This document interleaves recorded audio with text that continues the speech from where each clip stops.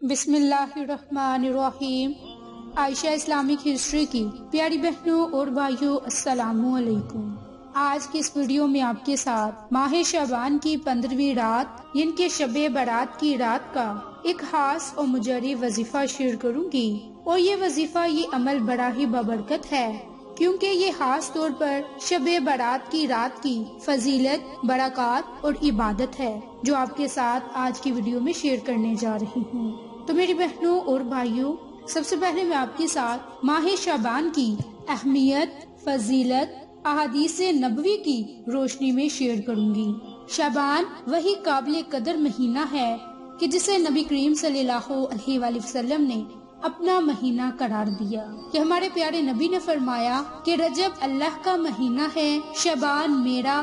اور رمضان المبارک کا مہینہ میری امت کا مہینہ ہے۔ اور میرے پیارے نبی رجب کا مہینہ شروع ہوتے ہی یہ دعا کرتے کہ اللہم بارک لنا فی رجب و شعبان و بالغنا رمضان، کہ اے الہی رجب اور شعبان میں ہمیں برکت دے اور ہم کو خیریت کے ساتھ رمضان تک پہنچا دے۔ میری بہنوں، یہی وہ مبارک مہینہ ہے کہ جس میں آپ صلی اللہ علیہ وآلہ وسلم کی تمنا پوری ہوئی اور تحویل قبلہ کا حکم نازل ہوا، تمیم سے متعلق احکام کا نزول ہوا، تاریخ اسلام کا عظیم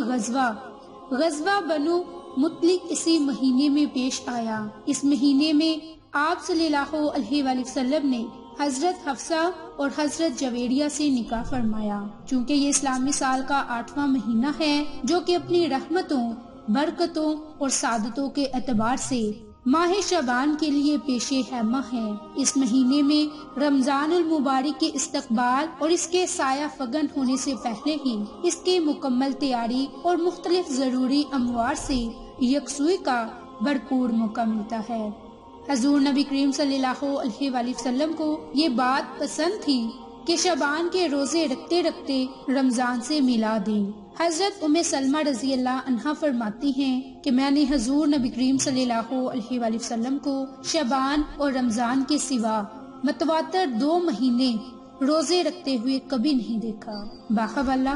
ترمذی شریف۔ میری بہنوں اور بھائیوں، شب برات کی رات توبہ استغفار کی رات ہے۔ اس رات کثرت کے ساتھ توبہ استغفار کریں اور رات کو کثرت کے ساتھ عبادت کریں، کیونکہ اس رات ملک الموت کو مرنے والوں کی فہرست دی جاتی ہے۔ اس کے متعلق حضرت عائشہ فرماتی ہیں کہ آپ صلی اللہ علیہ وآلہ وسلم سے دریافت فرمایا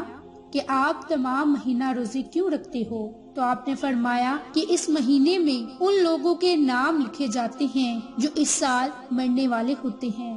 بس میرا جی چاہتا ہے کہ اگر اسی سلسلے میں میری اجل آنے والی ہو تو میں اللہ کی بہترین عبادت روزے میں مشغول ہوں۔ تو میری بہنوں، اس سے آپ کو ماہ شعبان کے مہینے میں روزہ رکھنے کی فضیلت کے متعلق بھی پتہ چل گیا ہوگا۔ تو میری اب تمام سے گزارش ہے کہ جن لوگوں نے ابھی تک میرے چینل عائشہ اسلامک ہسٹری کو سبسکرائب نہیں کیا، وہ نیچے موجود لال رنگ کے بٹن کو دبا دیں اور ساتھ موجود بیل آئیکن کو دبا کر آل نوٹیفیکیشن پر کلک کر دیں، تاکہ میری ہر نئی آنے والی ویڈیوز کی اپڈیٹ آپ تک بآسانی پہنچ سکے۔ جزاک اللہ۔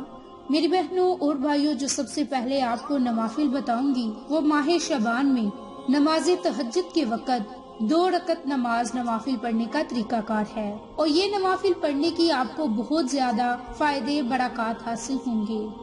میری بہنوں اور بھائیوں، حضور نبی کریم صلی اللہ علیہ وآلہ وسلم نے ارشاد فرمایا کہ رجب کا شرف اور فضیلت باقی مہینوں پر ایسے ہے جیسے دوسرے کلاموں پر قرآن پاک کی فضیلت، اور تمام مہینوں پر شعبان کی فضیلت ایسی ہے جیسے تمام انبیاء کرام پر میری فضیلت، اور دوسرے مہینوں پر رمضان المبارک کی فضیلت ایسی ہے جیسے تمام کائنات پر اللہ تعالیٰ کی فضیلت۔ تو میری بہنوں اور بھائیوں، اب جو آپ نے شعبان کے مہینے میں 2 رکعت نماز نوافل تہجد کے وقت میں پڑھنے ہیں، ان کی اتنی برکات ہیں کہ اگر آپ یہ نوافل پڑھ کر ایک تسبیح پڑھے اور اس تسبیح کی برکت سے اللہ تبارک و تعالی جہنم کے عذاب سے آپ کو محفوظ رکھیں گے اور جنت میں آپ کو اعلیٰ مقام عطا فرمائیں گے۔ تو وہ 2 رکعت نماز نوافل پڑھنے کا طریقہ کار کیا ہے کہ آپ نے شعبان کے مہینے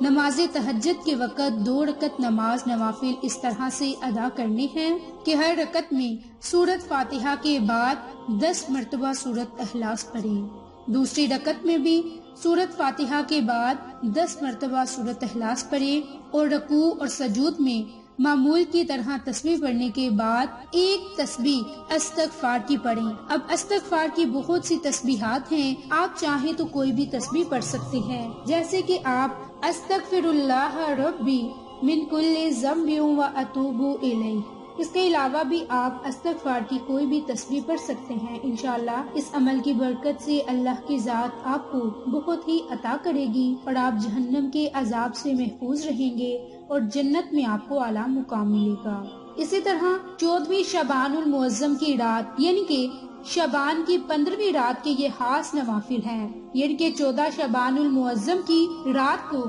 نماز عشاء کے بعد یعنی کہ رات 15ویں کی ہوگی اور دن 14ویں کا ہوگا، اس رات میں آپ نے جو نوافل ادا کرنے ہیں وہ نماز مغرب کے بعد کے ہیں، یعنی کہ 14ویں شعبان کے دن نماز مغرب کے بعد 2 رکعت نماز نوافل اس طرح سے پڑھیں کہ ہر رکعت میں سورۃ فاتحہ کے بعد 3 مرتبہ سورۃ اخلاص پڑھیں اور دوسری رکعت بھی اسی ترتیب سے پڑھیں، اور اس کے بعد آپ جب 2 رکعت نماز نوافل ادا کر لیں تو سورۃ حشر کی آخری آیات کو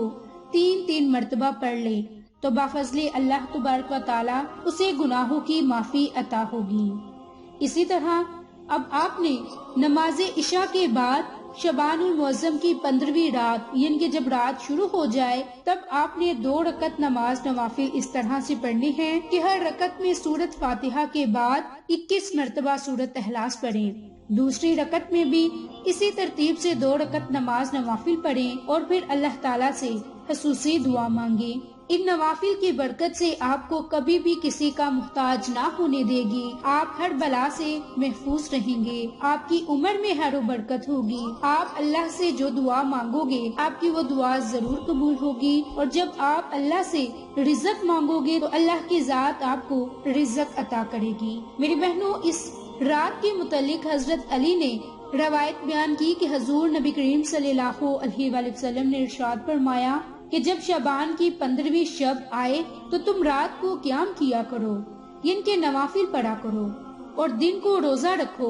اس لیے کہ اللہ تعالیٰ اس شب میں غروب آفتاب ہونے کے بعد ہی آسمان دنیا پر نازل ہوتا ہے اور فرماتا ہے کہ کوئی بخشش چاہنے والا ہے تاکہ میں اسے بخش دوں، کوئی رزق مانگنے والا ہے کہ میں اسے رزق عطا کروں، کوئی مصیبت میں مبتلا ہے کہ میں اس کو عافیت عطا کروں۔